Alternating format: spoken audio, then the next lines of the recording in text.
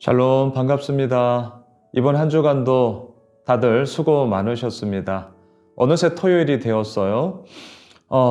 정말 시간의 흐름은 너무 빠르고요.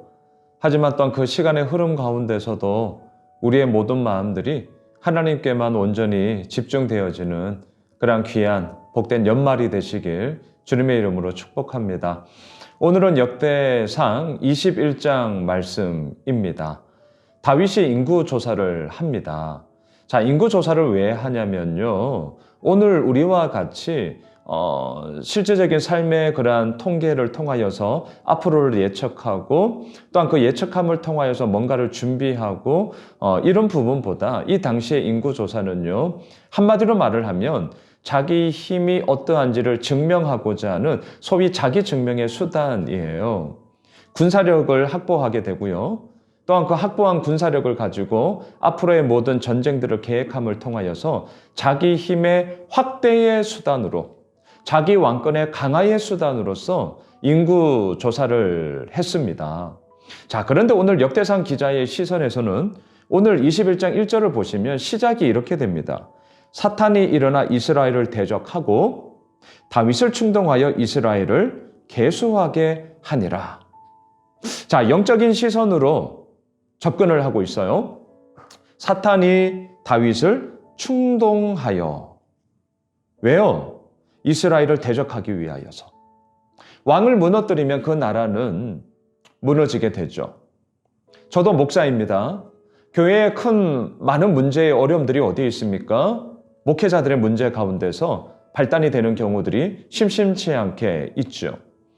자, 지금 사탄의 충동질이 다윗에게 이루어지고 있어요. 그래서 오늘 제목을 사탄의 충동질이라고 정해보았습니다. 사탄은 우리를 넘어뜨리고자 항상 공격을 합니다. 하지만 우리가 이길 수 있는 것은 항상 하나님을 의지하는 거죠. 너무나 잘 알고 있고 너무나 분명한 사실인데 사실은 이 분명한 사실 앞에 우리가 온전히 서 있지 못할 때가 많이 있다는 거예요. 오늘 본문이 바로 그것을 이야기하고 있습니다. 어제 우리가 보았던 역대상 20장에서부터 뭔가 다윗의 조짐이 보여요. 승리 그 이후 그 점점점이 무엇이었습니까? 예루살렘에 그대로 있음으로 인하여서 밧세바와의 간음 사건이 있죠. 자신의 부하들은 생명을 맞서서 이스라엘을 능욕하는 블레셋 거인들과 싸워 이기고 있는데 정작 그 시간에 다윗은 밧세바를 능욕하고 있어요. 너무나 안타까운 사실이죠. 근데 이러한 무너짐의 이야기가 오늘 본문에서 결정타가 이루어집니다. 사탄의 충동질 가운데 다윗이 넘어져요. 다윗이 있어야 할 자리는 하나님 앞에 오늘도 엎드려 주의 말씀 앞에 오늘도 묵상하며 또한 그 생명의 은혜를 붙잡고 나아가야 했는데요. 다윗은 사탄의 충동질에 넘어져 인구 계수를 하고 있습니다. 부하였던 요압이 이것은 옳지 못하다고 얘기를 합니다. 3절을 보십시오. 요압이 아뢰되 여호와께서 그 백성을 지금보다 100배나 더하시기를 원하나이다. 내 주 왕이여 이 백성이 다 주의 종이 아니니까 내 주께서 어찌하여 이 일을 명령하시나이까? 어찌하여 이스라엘이 범죄하게 하시나이까 하나? 어찌하여는 왜 나오는 것입니까? 이 일이 잘못되었기 때문인 것이죠. 요압도 말렸습니다. 왕이여, 하나님의 은혜가 당신의 백성 가운데 100배나 더하여 지금까지 왔는데 어찌하여 하나님의 말씀하심 가운데 순종하지 아니하고 자신의 힘의 증명을 위하여서 왕권 강화의 수단을 위하여서 하나님의 뜻을 저버리고자 합니까? 하지만 4절, 왕의 명령이 요압을 재촉한지라. 왜 재촉합니까? 오늘 본문 1절 사탄의 충동질에 다윗이 넘어갔기 때문이에요. 인구 계수는 육적인 전쟁을 위하여서 발판을 마련하는 수단이었지만 정작 영적 전쟁에서 다윗은 비참하게 무너져 버리고 말았습니다. 우리는 영적 전쟁 가운데 서 있어야 되는 용사예요. 영적 전쟁이 우리에게 있습니다. 눈에 보이는 육적 전쟁에만 함몰되지 마십시오. 그의 버금가게 아니 그 이상으로 이 사탄은 오늘도 우리를 넘어뜨리기 위하여 호시탐탐 노리고요. 우리를 날마다 충동질을 함으로 말미암아 하나님으로부터 등을 돌려서 무너지게 하고자 하는 자신의 목적을 이루고자 하는 영적 전쟁이 얼마나 치열하게 벌어지는지 모릅니다. 그래서 저 역시 날마다 새벽을 깨우는 거예요. 저 역시 날마다 이 큐티 말씀 앞에 서자고 외치는 겁니다. 정말 이거밖에 없어요. 우리가 있어야 할 자리는 어디입니까? 말씀 앞에 서 있는 거예요. 우리가 있어야 될 자리는 어디입니까? 기도하는 거예요. 오늘도 목사님 그 얘기냐고요? 예, 그 얘기입니다.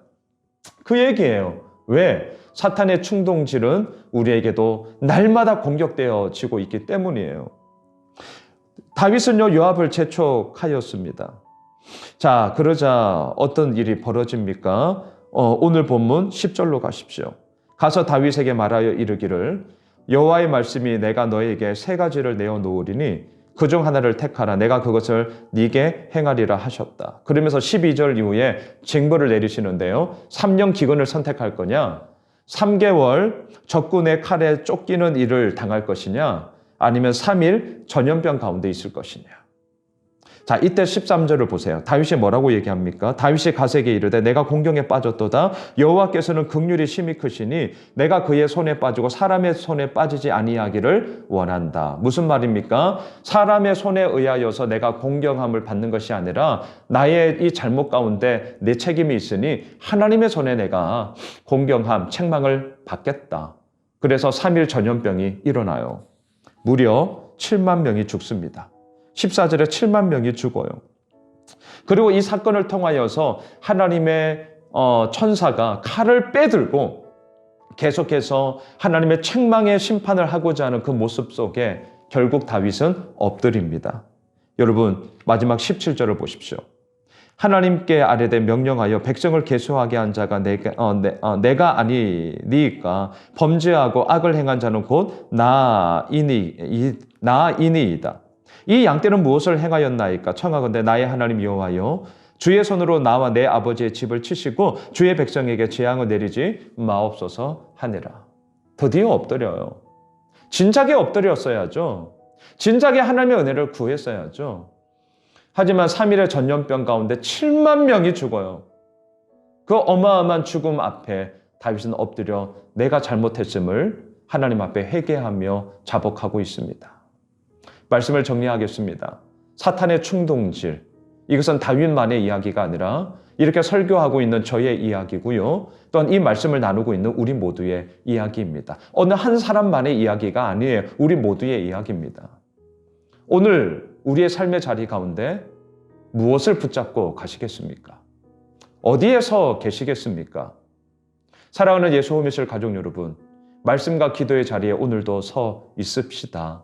사탄의 충동질 가운데 하나님의 말씀을 가지고 승리합시다.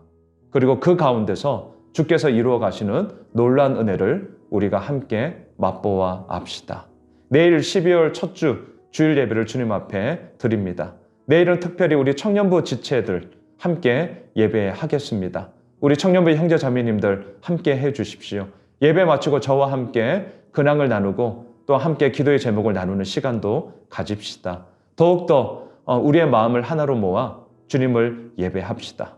바라기는 오늘 하루가 또한 내일 주일 예배를 통하여 더욱더 하나님 아버지 앞에 온전히 서 있는 우리들의 복된 삶이 되시길 주님의 이름으로 축복합니다.